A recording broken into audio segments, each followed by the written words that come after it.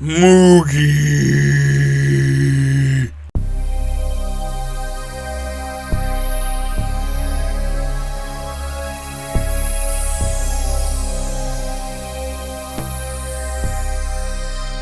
Hello and welcome to Enchantment of Eternity's review for Family Business, which is episode 23 of season 3 of Star Trek Deep Space Nine. This video is a part of a series of videos where I review episodes of Star Trek Deep Space Nine, one episode at a time. In this video, I cover the third season episode, Family Business. So Family Business is the episode in which Quark is visited by a member of the FCA from the Ferengi Commerce, and he slaps Quark down with a writ of accountability because his mother did the heinous crime of earning profit while being a female. And so Quark has to go back to set his mother straight and finds her doing the absolute crime of wearing clothes. And so he argues with his mother, tries to get him to sign this confession, otherwise she will be sold into servitude, but she refuses to do so, and Rom takes her side.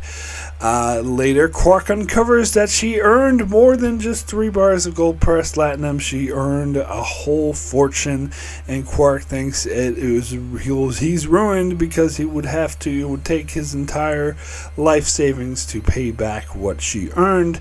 And so he gets upset and goes to the FCA to turn her in.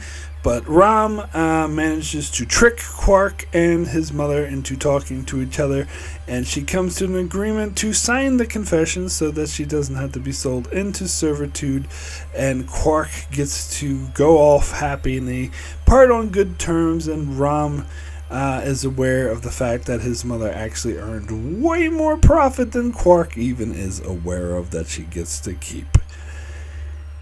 So, oh yeah, there's also a side plot where Sisko meets Kasidy Yates and they get along. So,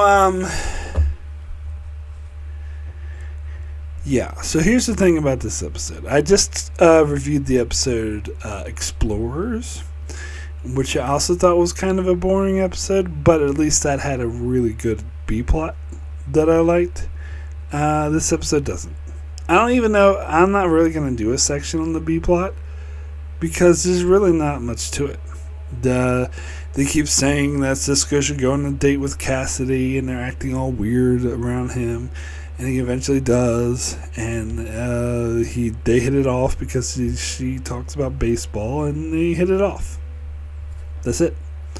Really, it's not a terrible B-plot. It's fine, but there's really nothing to it.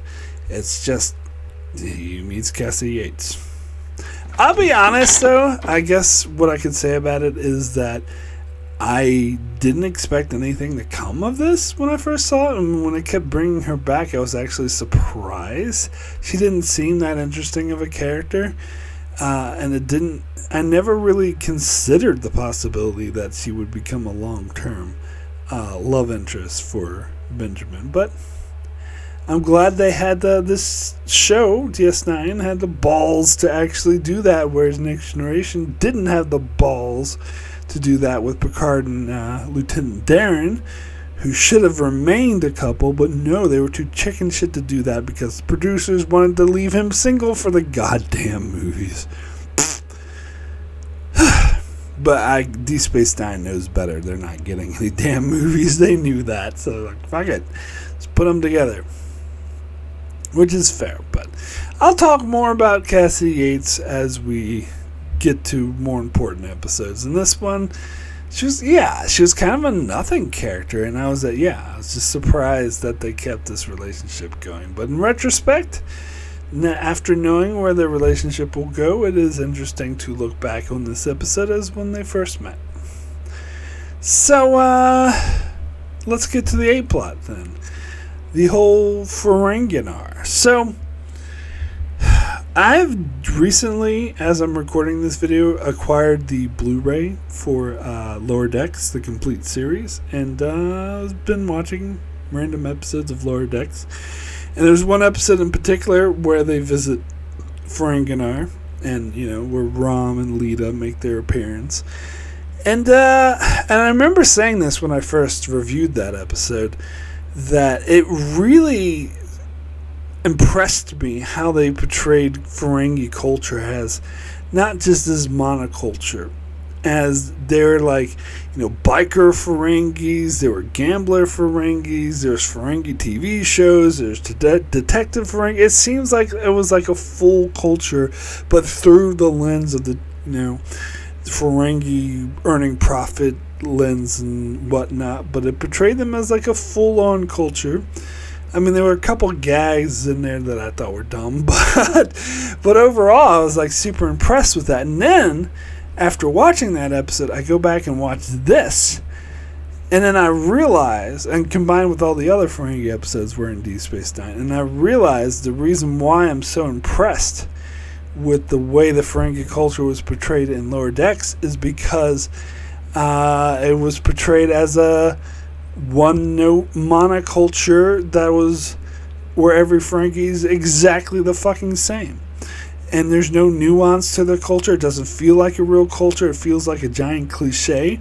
And by the way, the world they live on is a Star Wars world instead of a Star Trek world, because the entire world has the same goddamn climate. Now, this is something we've heard. I think they teased this before about how there's muck and mud and it's always raining on Ferenginar. A planet should have a diverse climate. Like, why is that's what Star Wars does. It's the ice planet. It's the desert planet. It's, why does the planet only have one climate? Like, that makes no sense. Now, if I really wanted to try to headcanon my way around this, I could say that all the population centers of Ferenginar were on the areas that were more sort of rainy and mucky. I guess the Oregon of Ferenginar, that they get all the rainy, and there was a lot of mud and muck, I guess, I suppose, and swamps around where the most populous cities of Ferenginar are. But you would have to assume there are areas of Ferenginar that are less populated that have, like, sunny beaches, deserts, forests that are like maybe not all mucky and muddy. I don't know. You would assume. But maybe this is just Star Wars and they got their two franchises mixed up. I don't know.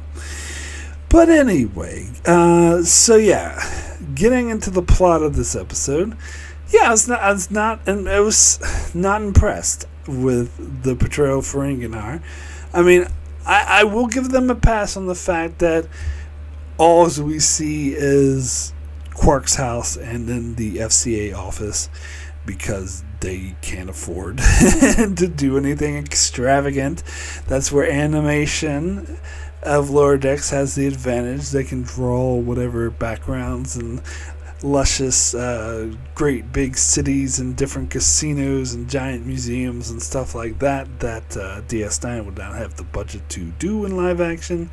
So I'll give them a pass on that. But yeah, I don't know. It's the same one note of Ferengis that we've seen every single fucking Ferengi episode. It's boring. It's tedious. Now, granted, this one, did introduce new concepts, like the fact that everywhere they go, they have to pay money. Like, you had to bribe Brunt just to get him to tell you what Quark was charged with. And when he did, he just said this is section 5 of everything. And Quark's like, what does that mean? He was like, well, if you want to know, you got to pay for a copy. So he has to buy a copy and then they'll look it up. And then, of course, when he goes to use the stairs because the elevator costs too much, and he goes to sit down, and he's like, nah, you got to pay to sit down. And he's like, can you tell Brent I'm here? He's like, oh, I don't know. You got to pay me to do that. Like, first of all, it seems like, I know Quark's been away and living in other cultures for a long time, so maybe he forgot. But still, it seems like Like, he should have been more aware and not even questioning, oh, I need to pay for this, I need to pay for that. But as much as funny as I think they're trying to make it be, and oh, look at how stupid these greedy Ferengi are, which is the same goddamn joke they tell over and over again for every goddamn Ferengi episode, and I don't find it funny. But anyway, like, this culture is impractical. It's I really would argue with anyone that a culture like this could function. I really do. I really do. Now, I know some people might say, well, you know, America's getting really close. And it is, to an extent. But, again, I don't think it's going to function. If it gets like this, I think it will fall apart, too. Like, I really don't think a culture could function like this. And I think it's just impractical. And it's silly. And I don't like it. So, this episode introduces 3 characters that will be long-term characters for the show going forward. One is Kasidy Yates, who I already talked about. The other is Ishka, Quark's mother, otherwise affectionately known as Moogie, and Brunt. So let's talk about Brunt first, who takes the brunt of my anger in this episode.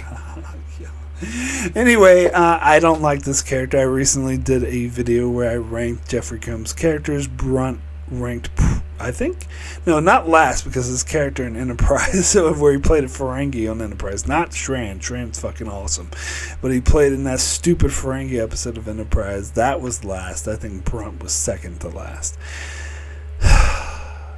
I don't like Brunt. Never liked Brunt. He's a get off my screen character. I could care less about him. I don't think he's an interesting adversary. I just think he's an annoying fuckhead. I have no interest in seeing him. Yes, Jeffrey Combs is an amazing actor. I don't care. It doesn't make this character any good.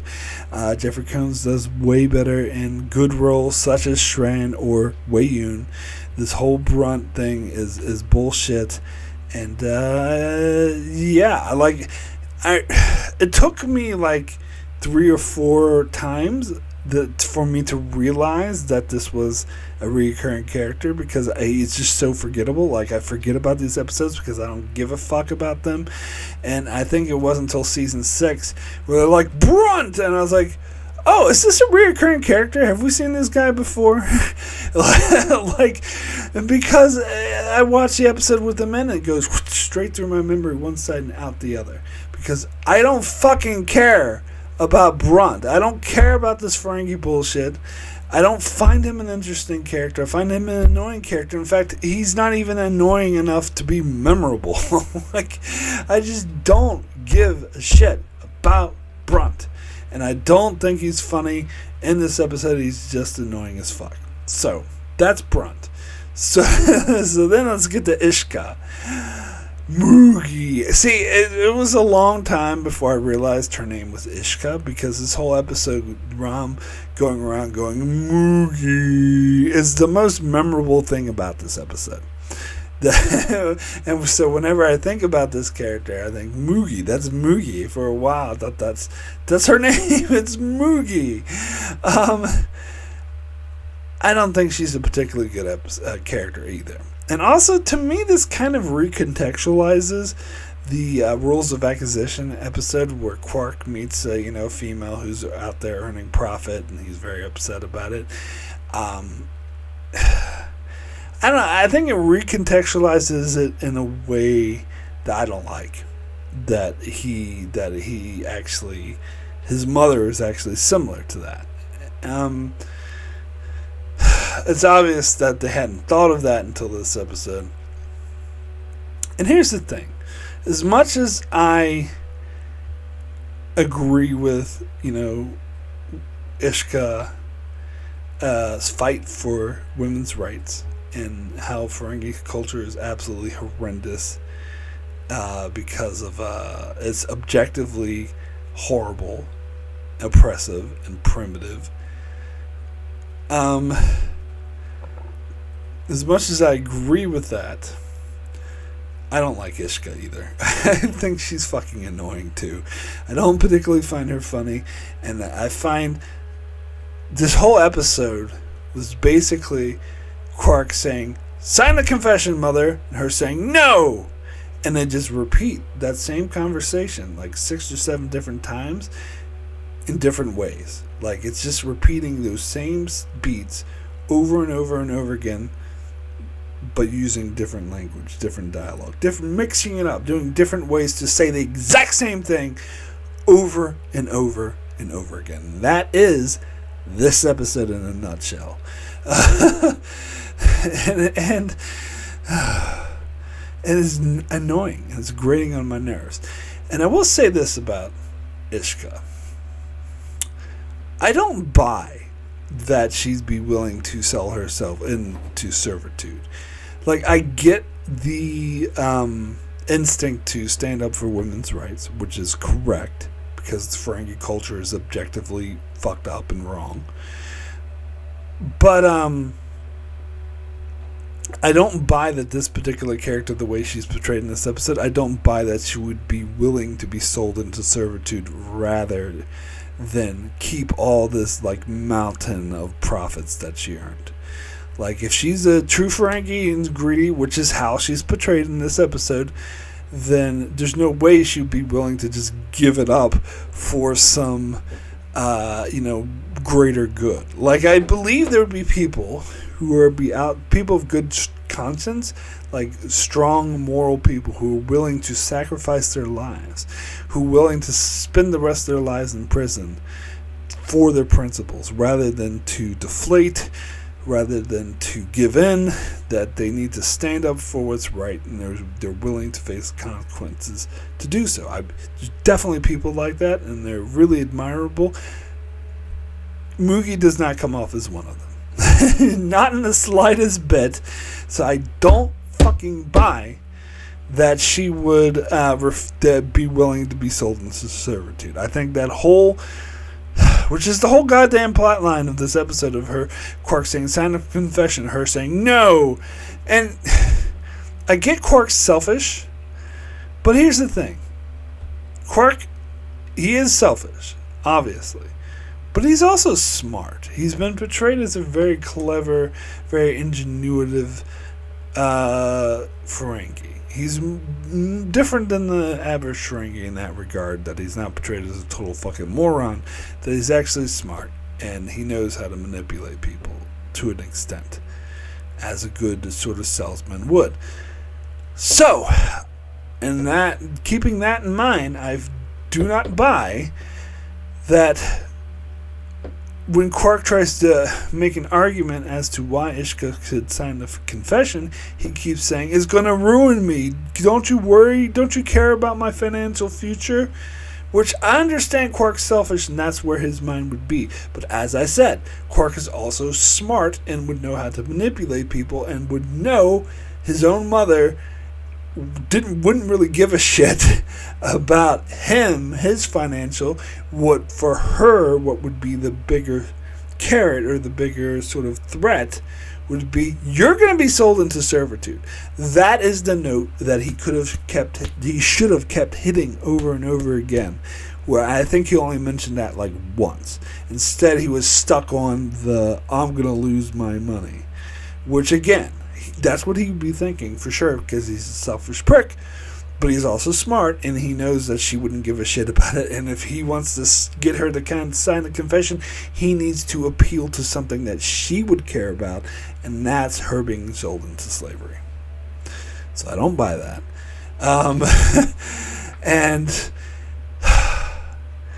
yeah, and I don't buy that she would be willing to be sold into slavery. And when Rom goes to Quark and it's like, "Oh, she's willing to give you half of her money," and Quark's like, "Oh yeah, let's do it." But that doesn't solve the problem. Unless she signs the confession, the FCA is going to take away all her money and sell her into slavery. Now, granted, she's not aware she has the money, or how much money she has. They think she only has 3 bars, but apparently she has a fucking fortune. But she would be sold into servitude, so she wouldn't be able to have any money. She'd be a slave. So how's that a solution? Like, that doesn't even make any sense. And it also doesn't make any sense why she wouldn't be willing to share this money to Quark. Because that's the whole Ferengi principle, is bribery. Why doesn't she bribe Quark?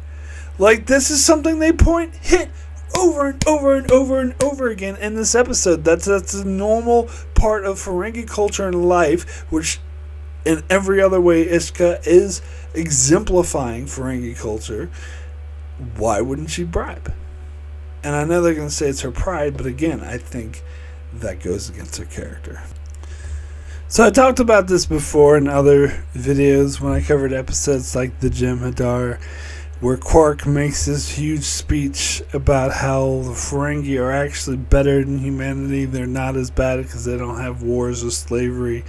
Not to mention, this episode says they're going to sell Ishka into slavery, which undermines that, but whatever. And other stuff where, like, the root beer speech and other stuff that seems to imply, and like Armin Sherman and Ira Stephen Bear will even say, like, Quark's got a point. Like, the Ferengi are kind of better. And look at the Federation. They treat their racists towards the Ferengi. They treat them as lesser, and they treat them as shit, and things that they insult them at every turn, and they put down their culture, and the Ferengi are actually superior, and they're more worth than what they're worth. But here's the thing.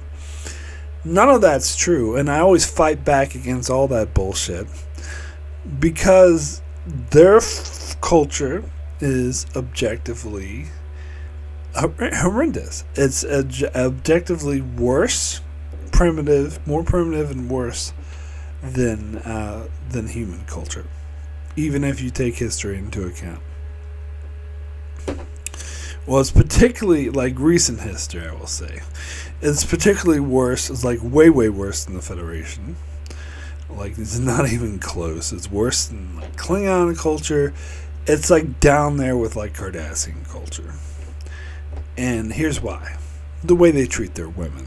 Like, that is objectively bad. Like, that's not just, that's just their culture. Bullshit. It's not, that's like saying, it's Cardassians, just their culture, the torture and kill people who don't agree with the state because they're authoritarians. That's just their culture. No. It's an oppressive regime, and it's a terrible culture. And the way they treat their women, the way that they won't let them wear clothes, won't let them talk, won't let them earn profit, won't let them speak to strangers, won't let them leave the house, basically. Like, that is oppression on the... Like, I don't think there's... I'm struggling to think of anything even in real life history that's nearly as bad as that. I probably have to go back pretty far. You could say, well, today there's some cultures out there that repress women, but not allow them to wear clothes.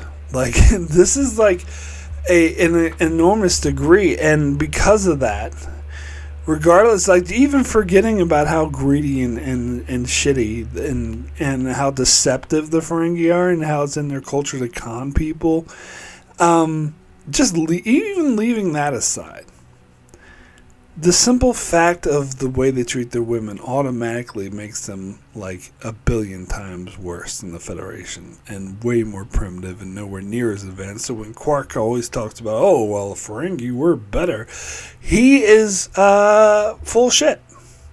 He's flat out full of shit. He doesn't have a point. I'm sorry, Armin. I'm sorry, Ira. No point whatsoever.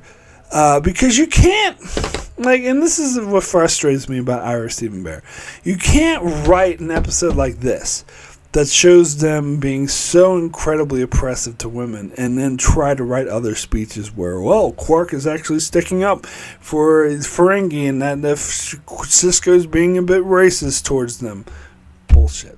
The way Sisko treats them, the way other Starfleet officers treat them, is the correct way to treat them. They fucking deserve it for having a culture like this. I'm sorry if you think that's blunt, but it's absolutely true.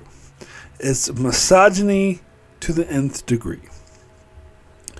Now, Deep Space Nine was kind of forced into this because, well, if they want to be consistent with canon, which, to be fair, they're not always. They retcon the Ferengi by making them seem like weak and not having a vast empire, not having a military, not having ships that go out and start fights that are just as comparable to Starfleet ships. They kind of took that away. But what they kept is the from the dialogue in the first appearance of the Ferengi, the Last Outpost, where they say, "Oh, you allow your women to wear clothes? Sickening." That they keep. They get rid of the whips. They get rid of the ships. They get rid of the big fighting force. They get rid of the whole empire, but they keep the whole women can't wear clothes. Well done. Like, is that really the smart thing to keep?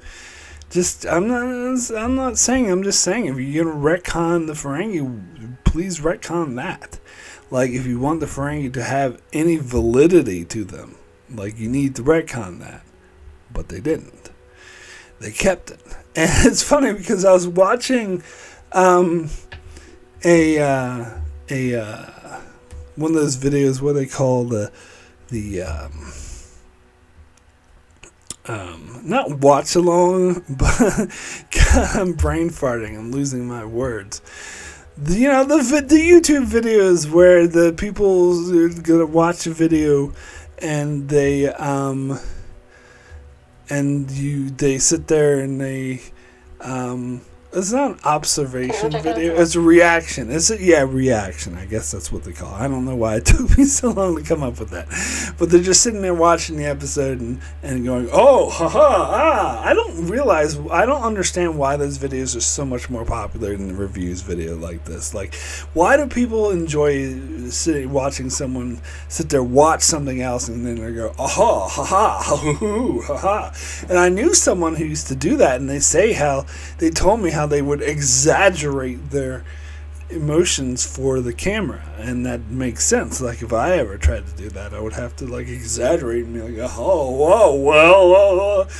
But anyway, I do like some of those videos, to be fair, so that's why I was watching one. But in general, not a huge fan of that. But anyway, so I was watching this reaction video where someone who I think was not particularly familiar with the Ferengi or Star Trek in general was watching this episode, and they were just blown away by the Quark and Rom going like, "Mother, you undress right now," and Rom being like, "Oh, can you please undress?" And so she gets naked. He's like, "Oh, I'm so much more comfortable. This feels so much better." And they were sitting there watching it, and I'm like, "What the fuck is that?" What's going on? What? And I get that's the point. They're trying to be all, gritty and shocking and show, oh, look at how stupid the Ferengi are. They actually prefer their mother to be naked, which is the exact opposite of real life. Yeah, I don't. It does make this episode I don't know. It's just weird. It's just, I get that's their culture, and to them, the mother being clothed is just like a mother being naked for us, because their culture is so different. And quite frankly, I'm sorry, I'm not apologizing for this backwards. It fucking is, because it's oppressive.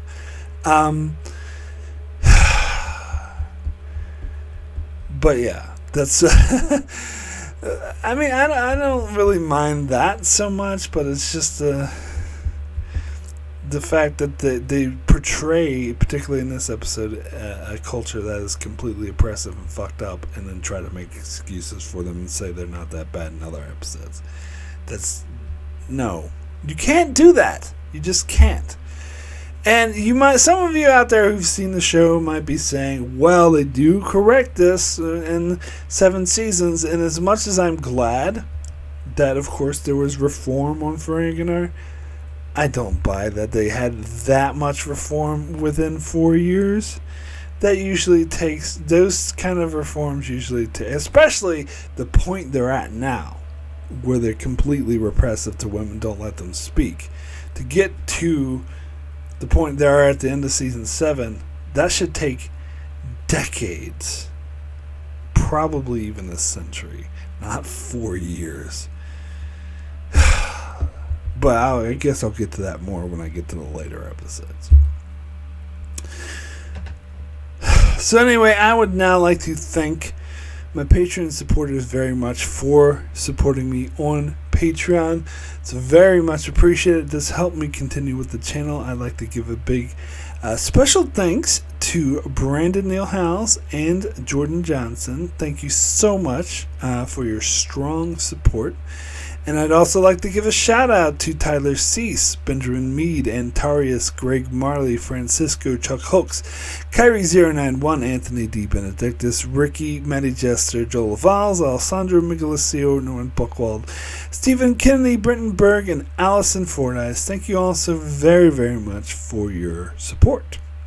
So we do have a few Patreon comments on this episode. First comment is from Kyrie091, who says, "Family business, more like family shitness."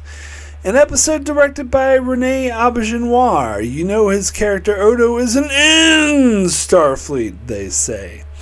I like these Ferengi episodes. I like world building stuff. I like developing species a bit and showing that there's more to the Ferengi than saying human. By the way, what happened to the title Daemon?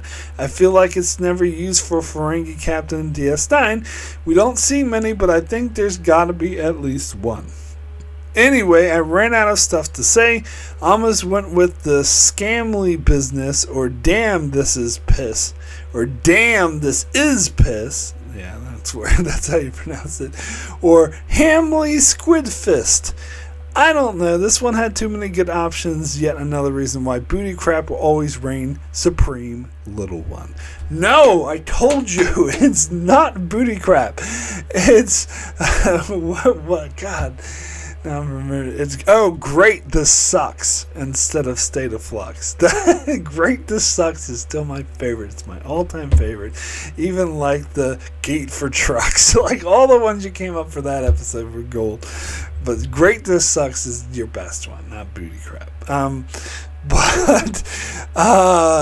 So I like Damn This Is Piss. I think that's better than what's the one you went for?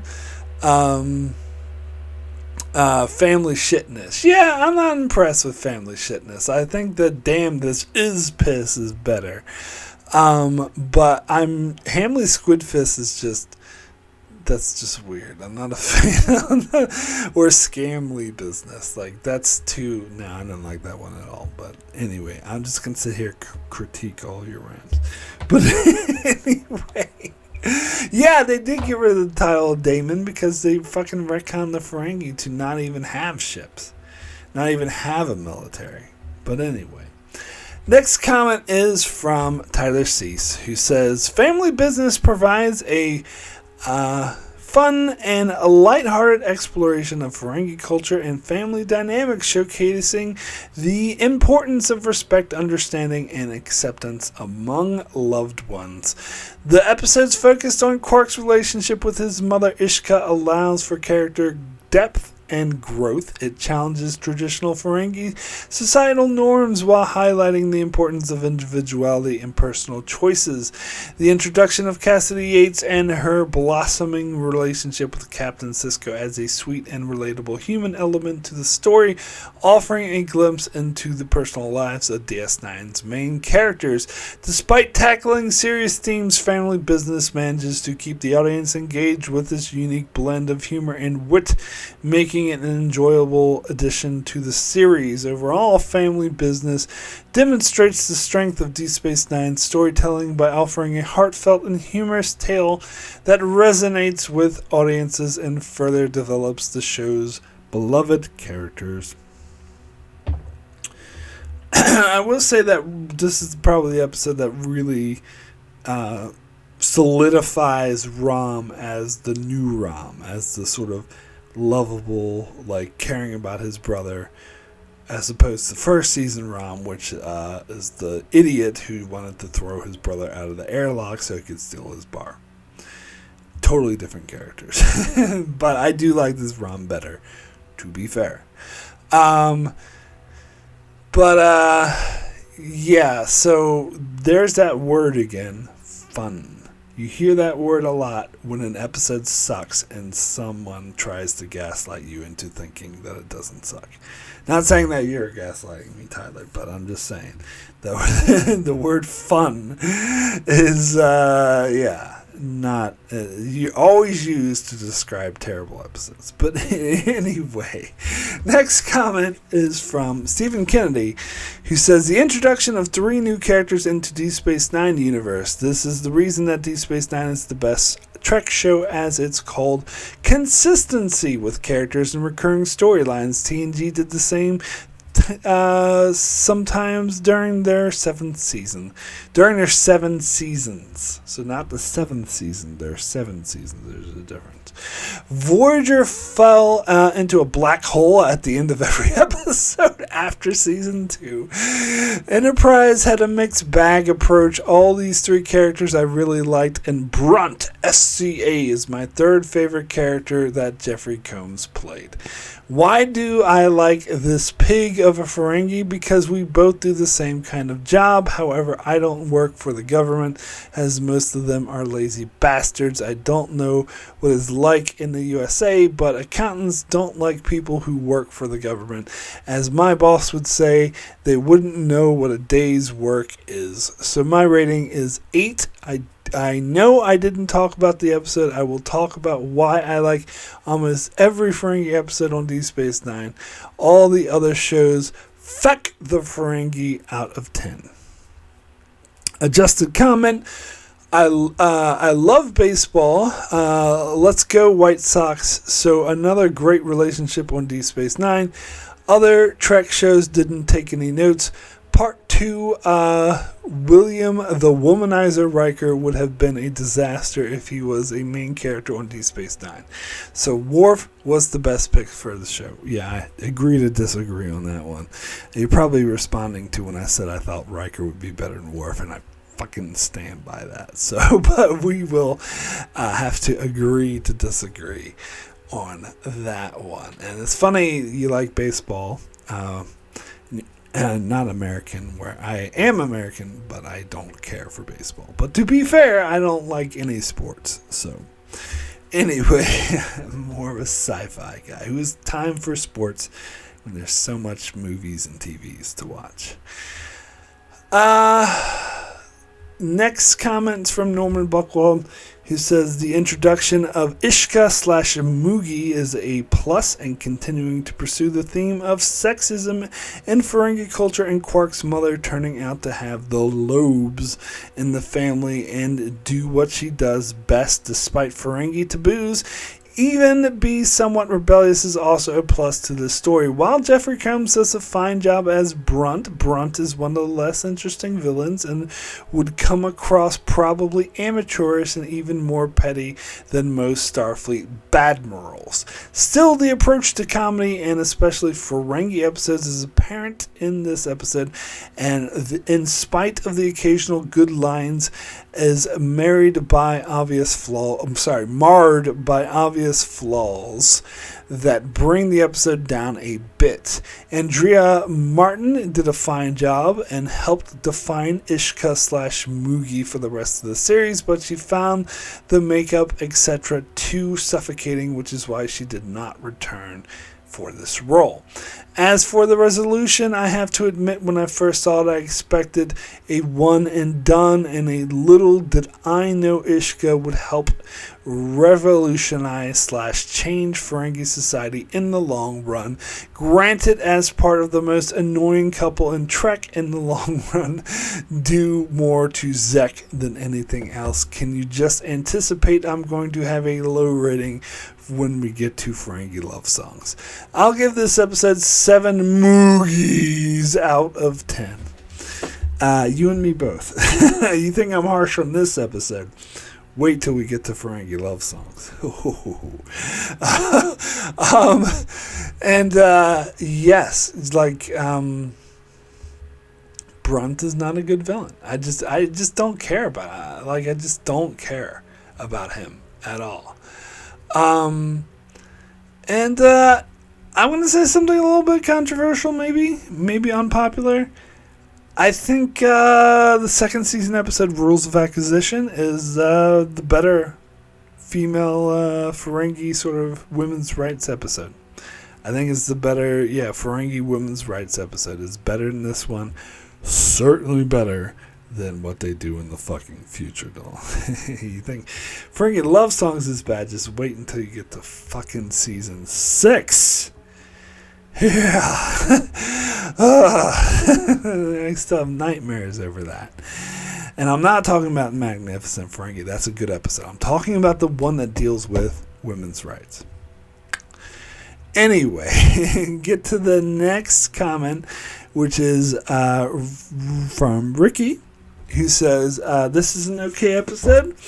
We get the introduction to Iska, or Moogie, and to be honest, I kind of like this character, as I do find her a positive, that she is basically the woman's right to conduct business and have more rights and not to be viewed as a sex object like all the Ferengi women, and all of her appearances are more good than bad. But the introduction of Brunt is a huge setback to the Ferengi episodes. Now, honestly, he's the worst Ferengi character of the whole show, and I can't stand this character, which is a waste of Jeffrey Combs, with the exception of the Magnificent Ferengi. All of his appearances are hard to watch.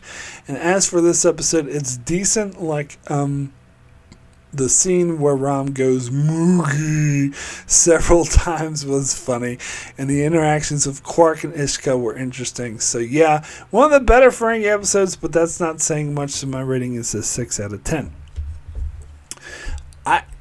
I did like some of the interactions between like the three of them, this family, and I did find it a little bit funny, Ram going around going Moogie.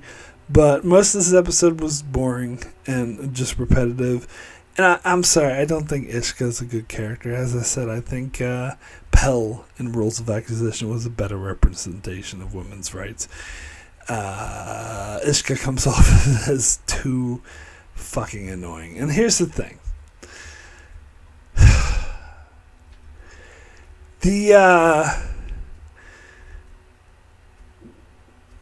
The problem is they shouldn't portray the Ferengi as this misogynistic. It really undermines anything positive they want to say about the Ferengi in other episodes. Like, that's the problem. Like, yes, it's great to, fight for women's rights, and they could have still done that. But by making it be like this so extreme, and I know they're going off of that line from TNG, but they could have ignored it like they do other lines. Well, it wasn't just the line. It started with the line, but then you actually saw them. Like, they reinforced this in like episodes like Menage a Troy, but still, they still could have retconned it. But no, they kept it, and if they want to keep it, that's fine if they want to keep it, but then they should not try to justify Ferengi in other episodes. Not try to be like, oh, Quark has a point. He fucking doesn't. He fucking doesn't have a point. The Ferengi culture is just horrific, as portrayed in this episode. Even forgetting about all that fucking greed, when you add all the like deception and greed and how they try to swindle everyone, like, it makes it even worse. I mean, but just simply the way they treat women is automatically like disqualifies them. It makes them primitive. It makes it unacceptable. But anyway, here I am passing my judgment, Judge Mark. But anyway, thank you, patrons, so much for your comments. So my rating for Family Business out of 10 is going to be a 4 poor. And I think I'm being generous by giving it a 4. I considered giving it a 3, but it wasn't that terrible. Like, when I look back on the worst Ferengi episodes, this isn't among them. As I said, the episode basically breaks down to them having the same conversation over and over again. Quark saying, sign the confession, and Ishka saying no. They just repeat, and just have different ways to say the same thing. Now, that being said, as I said, I think there is some good family scenes between the three of them hashing it out. I think the Brahm is funny in this episode. I will grant you that. So it's not like the worst episode better. And yeah, even though I hated it, I did find some of the scenes with them charging them to sit down a little bit funny. But I don't think this episode's fun. I don't think the slight giggles I get is worth this episode's existence. If I had my druthers and I'd skip over episodes that I don't want to watch, I would skip over this episode in a heartbeat. I would not watch it. Never really want to see it again, to be honest. Again, not a terrible episode, but certainly not good. And here's another sort of controversial statement I make. I think out of the 2 Ferengi episodes in season 3, Profit Motive is better. I think that's easily the better Ferengi episode than this one. I'd much rather watch that one than this one, but that is just me. So anyway, that is it for my review of Family Business. If you enjoyed this episode, please do me a favor, leave a like, subscribe, leave a comment. Helps out the channel very much. And if you really want to support the channel, you could consider supporting me on Patreon. There is a link to that in the description below. Different rewards for different tiers, such as leaving comments and videos like this. And you could request a video for me to do. I have a series of videos I do exclusively for Patreon supporters where I revisit reviews that I've already made. That sort of thing. Come check it out if you're interested at all. So let's see what's coming up next on the channel. Let's see, where are we? So this Thursday I'll be over on Patreon doing one of those Patreon exclusive videos, revisiting my review for Jatrell, the Voyager episode. And then on Sunday, will be May the 4th. So May the 4th be with you. I'll be doing my annual Star Wars movie review up to Episode 3, Revenge of the Sith. And then on Tuesday, because since I'm doing that video on Sunday, I'm going to skip Monday and do Tuesday instead. Tuesday, I'll be releasing my review for the DS9 episode Shakar. So that's what's coming up on my channel. Be sure to check it out as I continue to cover Star Trek Deep Space Nine and Star Trek Voyager and many other videos on Star Trek and other shows as well. So be sure to subscribe so you can keep up with all of that. And thanks a lot for watching.